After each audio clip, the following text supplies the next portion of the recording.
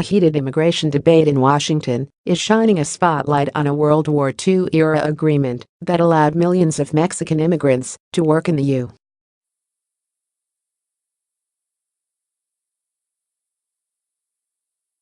U.S. as guest workers. The Bracero program grew out of a series of bilateral agreements between Mexico and the United States that allowed Mexicans to come to the U.S.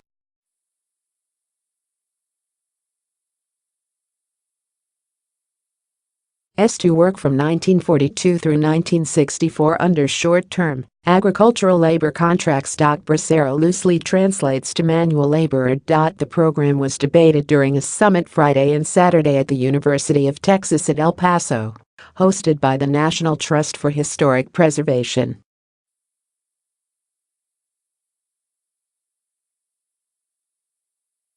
There were bosses that were stricter than others. Some treated braceros very harshly, others did not, said Francisco Uvina, who was a bracero for 7 years.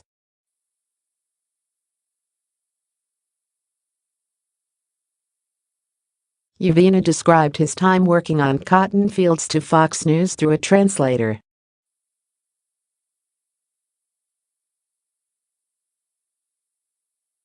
Braceros suffered a lot back then. Long nights. Picking while bent over. Hard work. Personally, I didn't have a boss that treated me badly, but other braceros did.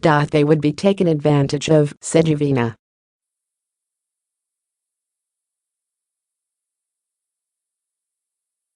The first men crossed the border 75 years ago this September. That's when braceros started what they said was difficult but worthwhile work for farmers.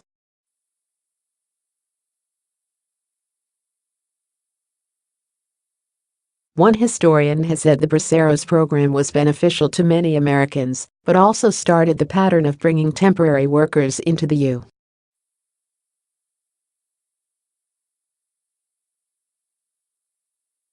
U.S. and pushing them out when they're done. Some Braceros also became full-time residents and citizens of the U.S.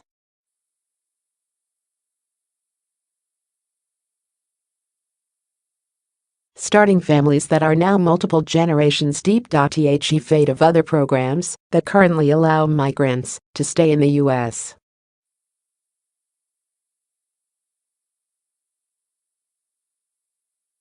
like deferred action for childhood arrivals, or DACA, remains up in the air. In these times, when immigration is in the news, and it's so debated and so contested, I think the more that we in the United States know about immigration policy, the better we can actually make decisions, said Yolinda Leyva, director of the Institute of Oral History at UTEP.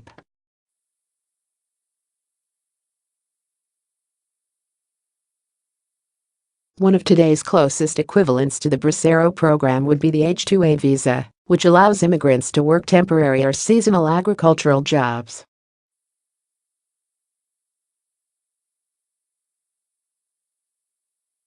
To qualify, employers must show there are not enough U.S. workers who are able to do the work. But the visa program has its critics.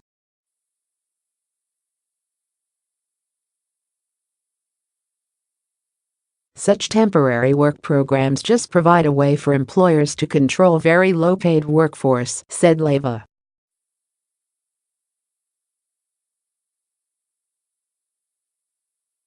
I think that's a bad pattern to have. If we want workers, we shouldn't just think of them as temporary people. In today's society, a Bracero-type program would play a very different role than it did 75 years ago.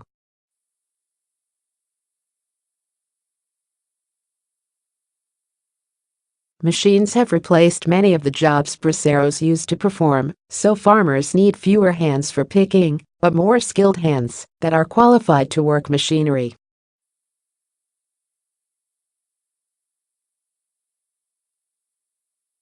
I probably wouldn't need more than 10 to 15 max, said Craig Miller, an owner of the Miller Farm.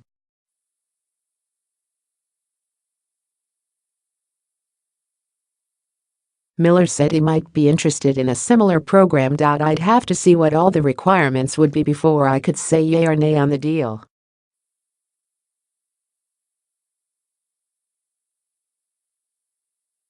Miller was a child when he said some 400 braceros worked on his farm. He remembers working alongside braceros, packing cotton into the back of trucks. Miller said they were a big help back when they picked the cotton by hand.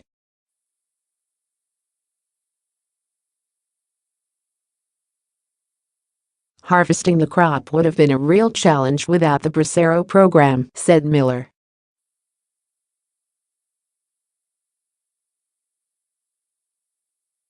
But now Miller picks his cotton with a machine that he says can do as much work in a day as 500 men.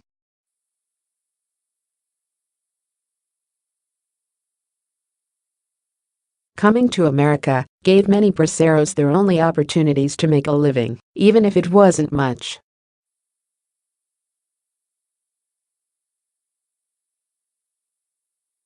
In that time, in southern Mexico, there was no work.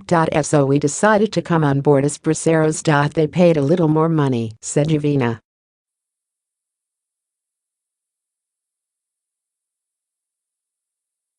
There was more poverty in Mexico. Uvina said he used to make 50 cents an hour as a bracero, but back then he could live on $5 a week.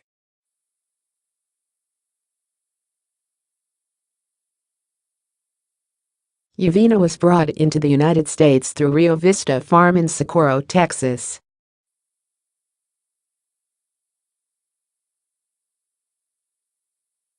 He said he worked on a cotton farm in Socorro for 6 years until he said he was fired for complaining about cold conditions.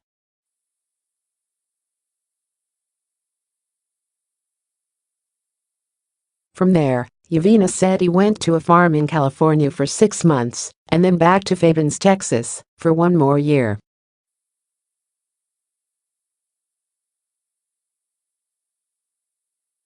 Now, decades after he first arrived to work a temp job, Uvina is an American citizen along with his children and grandchildren.